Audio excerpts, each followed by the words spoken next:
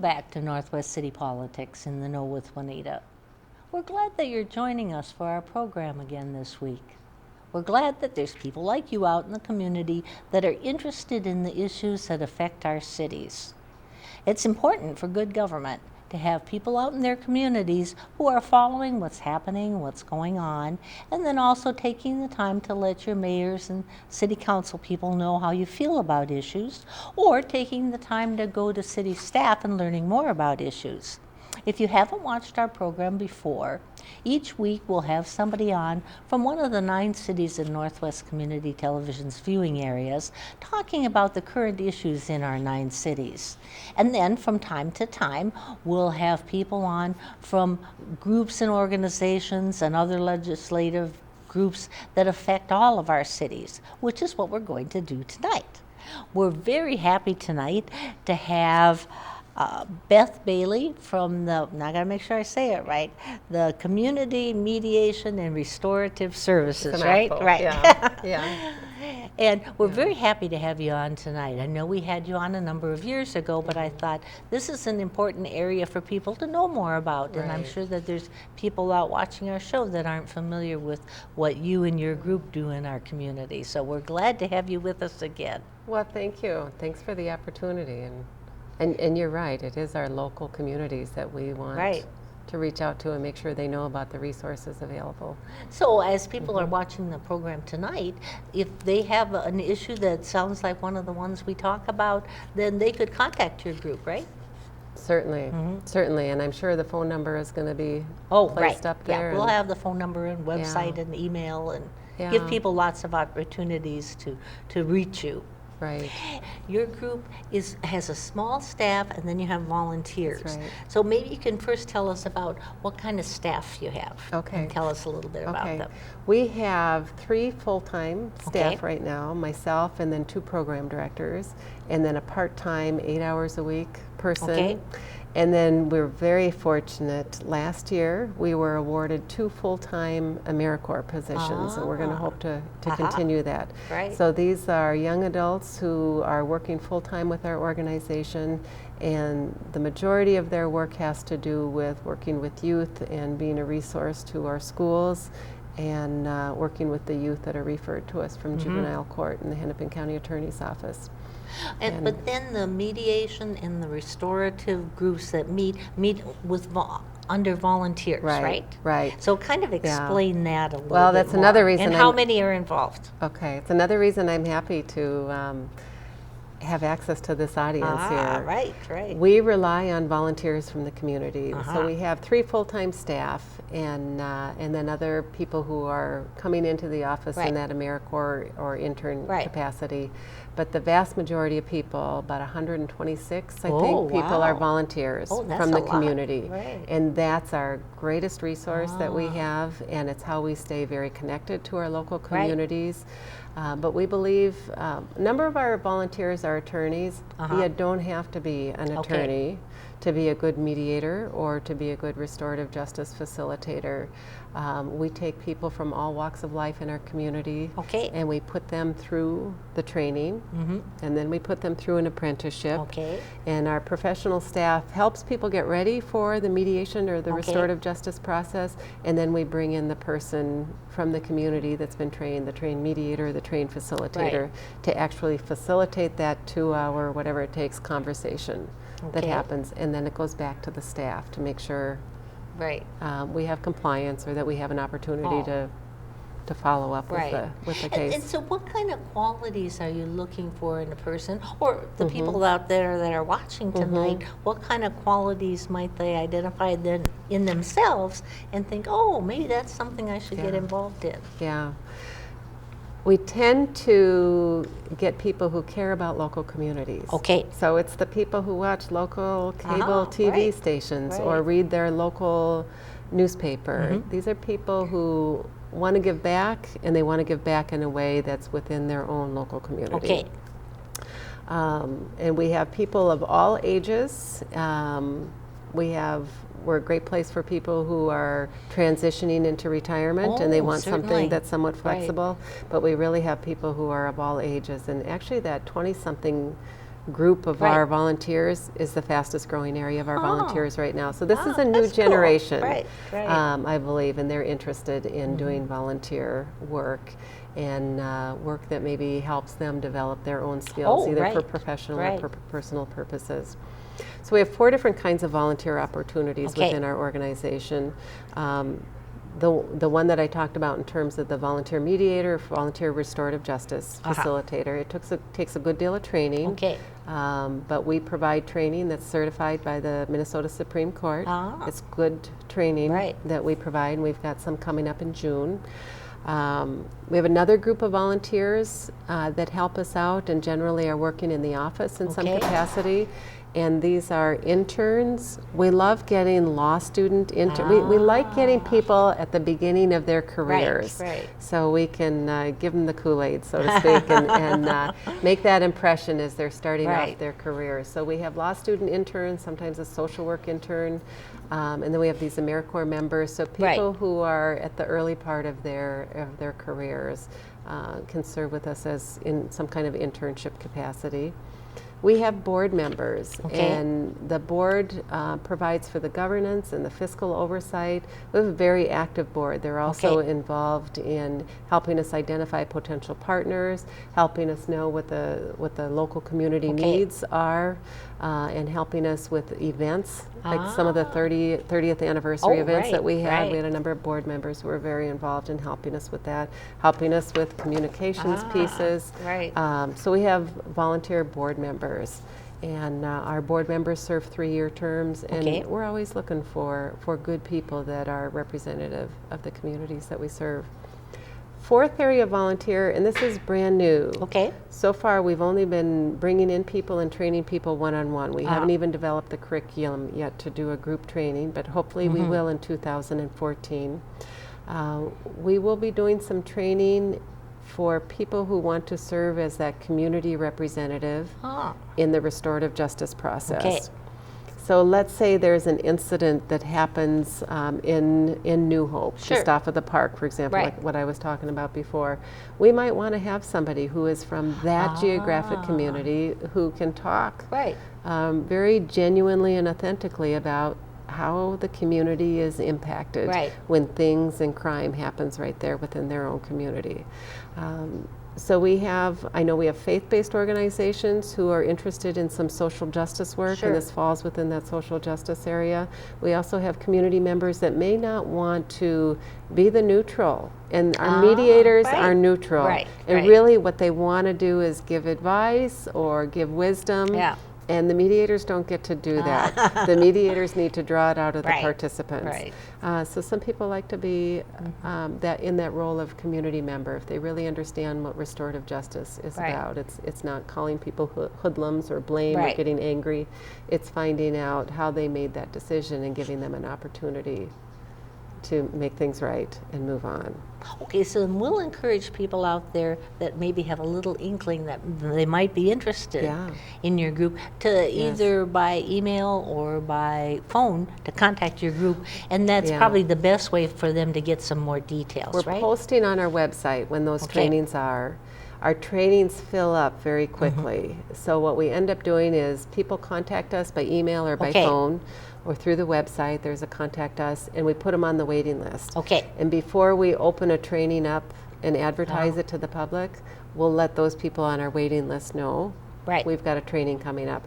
And we've got training partners that we've been working with. So we've been alternating between New Hope and St. Paul when we do the trainings. The next training coming up in June is going to be in New Hope. So right on Bass Lake Road and 169. So pretty convenient for this community. People in this area, We haven't scheduled the dates yet for our next restorative justice training or that community member training, but that'll go on the website. But the and website we'll be notifying is a good people place. on the waiting list. So this would be a good time if they have a strong feeling, contact you almost right away. Because then you might have a possibility of getting into the next training. But if not, they can get the information from you to learn more and then get on your waiting list for training if they were going to be part of the mediation or the restorative justice groups, Can I say one other thing about the training? Certainly. It used to be that we would only provide that training for people that wanted to be volunteers with the organization. And then we realized there's a number of people out there that would like those skills. But not necessarily in order to be a volunteer mediator. They want to be better at conflict. Maybe they're on a board association for their homeowners group or something like that. And all of a sudden they're realizing they've been put in a position where they have to deal with other people's conflict. Maybe they work in a school. Maybe they're a city council member. And they end up being put in positions where there's conflict. So we welcome and are open to people who would like that skill set and would like to know more about these skills and these processes, but not for the purposes of being a volunteer. And we decided, you know, that's just another way we can implement our mission of increasing the capacity of our community to have these tools and processes. More people with the skills. Yeah. In fact, we learned when we were doing some outreach in the West African community, we learned that if we can provide training for the people that are in some of these culturally specific communities, they will get called on within their own communities in much more informal matters or informal ways. So some of our mediators that we had trained were telling me, oh, I got called over, my brother-in-law called me over, and they go over to somebody's house and they're sitting on the couch and they're mediating and using those skills, but in a much more informal, in the moment, spur of the moment kind of way. So if we are, and we are interested in reaching some of the culturally specific populations in our community, training people in the community to have those skills and then use them however they're called upon in their community. That's a good way for us to support the mission work that we're trying to do. Yeah, that's right. That's right. Now, for people that are interested in just learning about the process, contact you right away in terms of June, right? Yeah. But if they're just needing more information, what kind of time commitment do you ask of your volunteers? Okay. We put in a pretty good investment in the people that we train. So the first part of it is a 30-hour training. We keep that class small enough, and what we like to do for about half of that 30-hour training is have people working in groups of 4 with their own coach. So it's a very nice ratio, I guess, in this training opportunity. And then if they decide they want to be a volunteer mediator, our staff will take them through an apprenticeship process before they're actually mediating on their own. So we make a pretty good investment in people. It sounds like it, So we ask people, we know lives change, but we ask people to make a 2-year commitment to the organization. And we really, really strongly recommend people jump in right away. So don't take the training in June hoping that you'll get started a year from now. You want to be able to jump in right away while all of that training is fresh. When it's fresh in your minds. And then you will lead people through the steps before they'd have to do it themselves. They would have to apply then to be a volunteer. But then we would lead them through those steps. And there's no one-size-fits-all apprenticeship. People don't go until they're ready. And some people are ready from the get-go, and some people just need a little more hand-holding before they're ready. So a good volunteer opportunity in our community. Yeah, and you know, you had asked me who's good in that kind of role, and I mentioned it's the people interested in the local community, but it's also, you know, after doing this for so many years, I don't think I can teach somebody to be a good mediator in 30 hours. But I can identify who would be a good mediator through the course of a 30-hour training. So it's the people that have a good presence with other people. And I'm going to describe this, and for some of you out there, it's going to resonate. You are going to going to either know somebody that I'm describing, or you're going to realize people have said this about you. People who can take a tense situation and bring some calm to it just through their presence. People who are viewed and experienced as authentic and genuine and real. Right. When they're interacting with people that they are just meeting for the very first time. Because you don't have much time to get that across, that you really truly care and you're not judging and you're there to be helpful. And you've got to be able to convey that pretty quickly. Sure. You also have to put the ego aside because it's not your solution that's going to end up in that agreement. Right. And that's a really hard thing to do. People want to, they've known people for 10 minutes or 15 minutes and they think they've got the solution right away. And you just have to keep that in check and make sure that the solution emerges from the people who are going to walk out of there and have to live with this. Right. And they might have reasons for not sharing some of the information that they're sharing.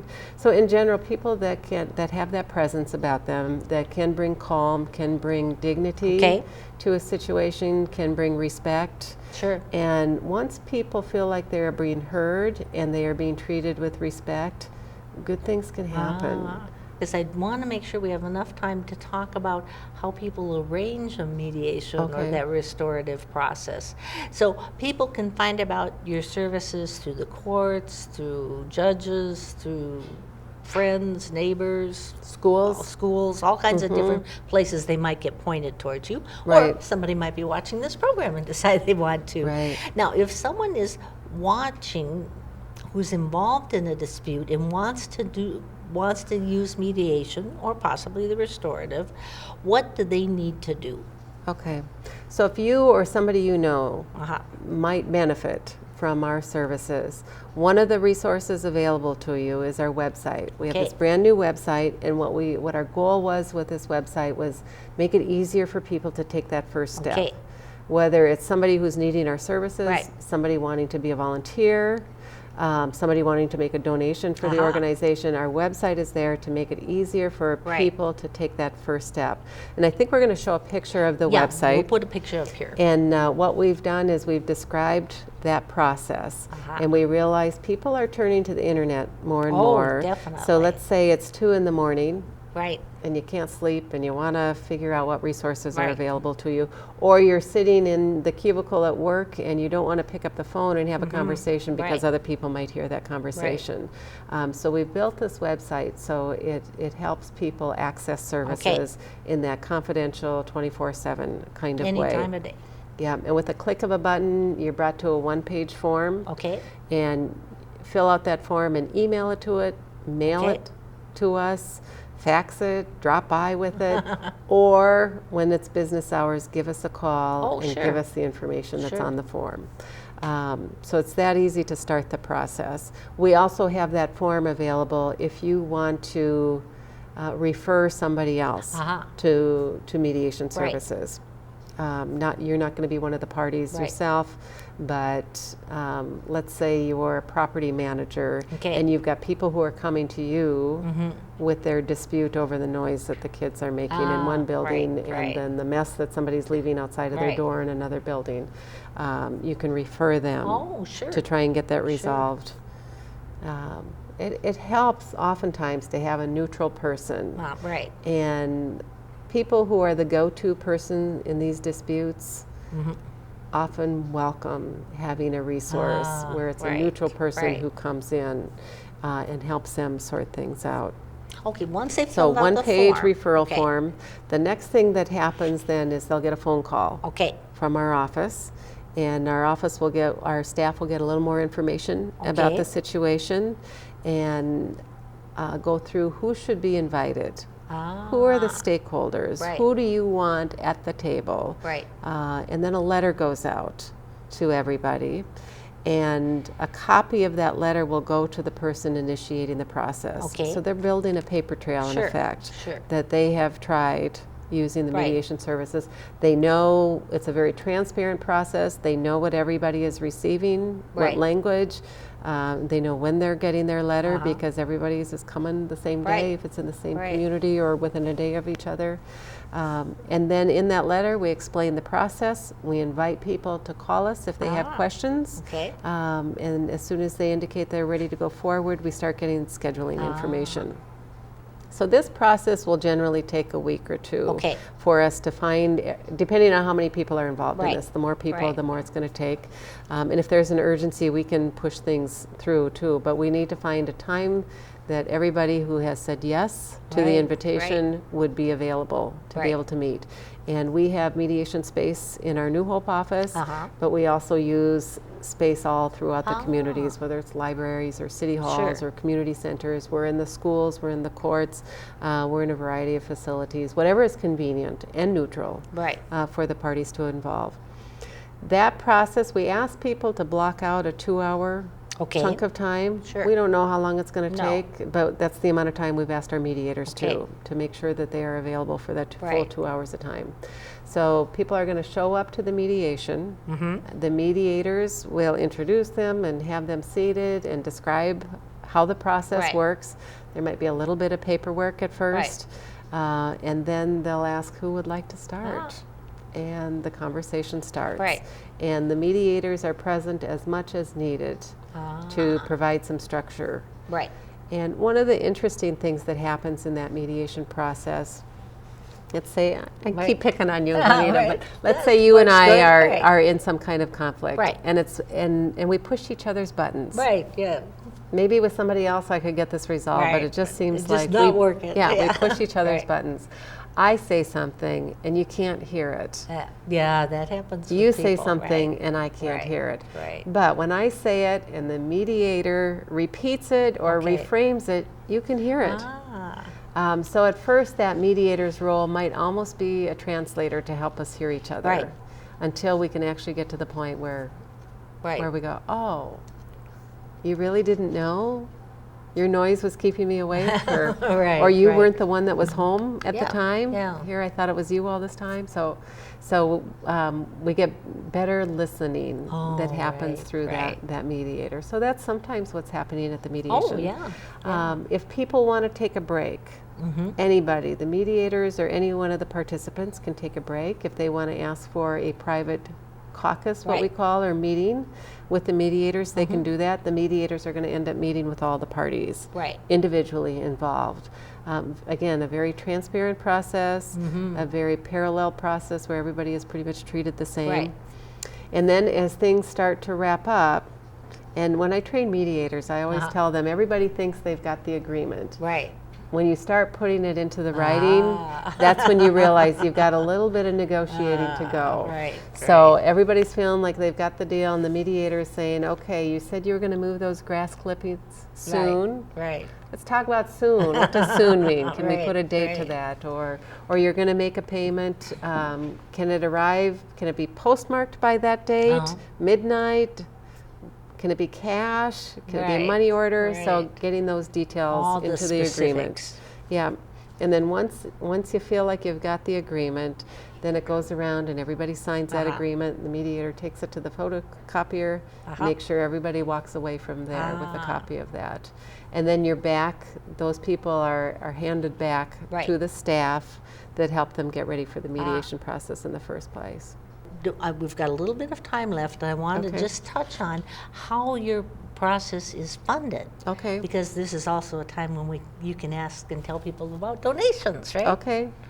Well, another one of the things that happened last year in the nonprofit world, the Charity Review Council does something for both nonprofits and for donors. Okay. And we have this review process, and they put out all of these standards. Okay. And their governance, fundraising, financial practices that have to be met Okay. in order to get the seal of approval from the Charity Review Right. Council. And I have to say, Community Mediation Restorative Services, one of the things we're really, really good at is governance. We have such a great board of directors, and we're very self-motivated to have transparent, good financial practices, good fundraising practices.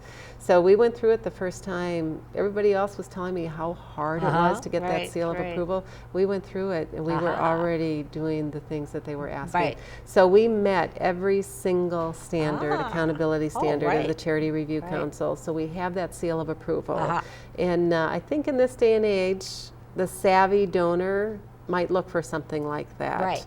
And you can actually go to our profile on the Charity Review Council. There's a link on our website for that, but you can do some research. We receive funds. We tend to enter into contracts with the organization or agency or department or government unit that would otherwise have to deal with the conflict. Right. So we're not charging the people at the table because it's free to call the police, right? So why would you not just keep on calling the police on your neighbor if that's free, if it costs something here? So we don't charge the people at the table, but we have a contract for services with the agency that would otherwise be dealing with this situation, and chances are it would be more serious and more expensive and more escalated if it didn't get resolved at the earlier level. Oh, definitely. So we have quite a few different contracts. We have 13 different municipal contracts. We have a county contract. We have a contract with the courts. We have a contract with the Minnesota Supreme Court. We have grants from the Minnesota Department of Public Safety through the Office of Justice Programs. And then we also have private support. So we have foundation support, and we're very excited to get Youth Prize. It's a spin-off from the McKnight Foundation focused on youth.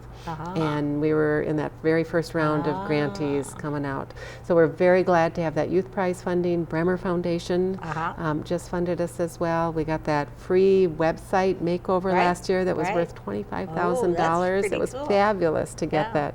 Yeah, and then we have individual donations. And that's an important part of the mix that we have. And most of the contracts and foundations and grants we have, there's some real strings attached to those. That's for a service that we're already providing and only partial funding for it. And those private donations that we get that we can use towards operational expenses, that's what gives the organization the opportunity to be nimble, to be able to respond when there's an opportunity or there's a need in the community. So we did this with our Restorative Justices for Youth. There was no funding for that at the beginning. But we believed that if we did a good job with it, the funding would come. But it took those private donations that didn't have strings attached to them for a particular kind of service. Now, people can go on your website to donate too, They can. They can. There's a button, and we try and make it as easy as possible. We really do, and you can call, and we can take credit card information over the phone. Honestly, we try and make it as easy as possible. We're looking for people and businesses that would want to be sponsors for the Volunteer Appreciation event. Oh, sure. That's coming up on May 7th, and we have usually 8 to 10 local businesses that really want to put their money towards the recognition of the work done by volunteers from the community. So we're looking for sponsors for that event on May 7th, but any time of the year. And then we participate in the Give Min campaign at the end of the year in November. That's a big event for us. Well, I want to thank you so much. There's so much to talk about, and I hope that those of you out there know a little bit more about a valuable resource that's in our communities that might affect you or might affect people that you know. But I think the easiest thing is for people to either pick up a phone or go on your website. And they can gather more information if they think it's something that's going to work for them. We're glad that you're with us, and we hope you come back. Bye. Thank you.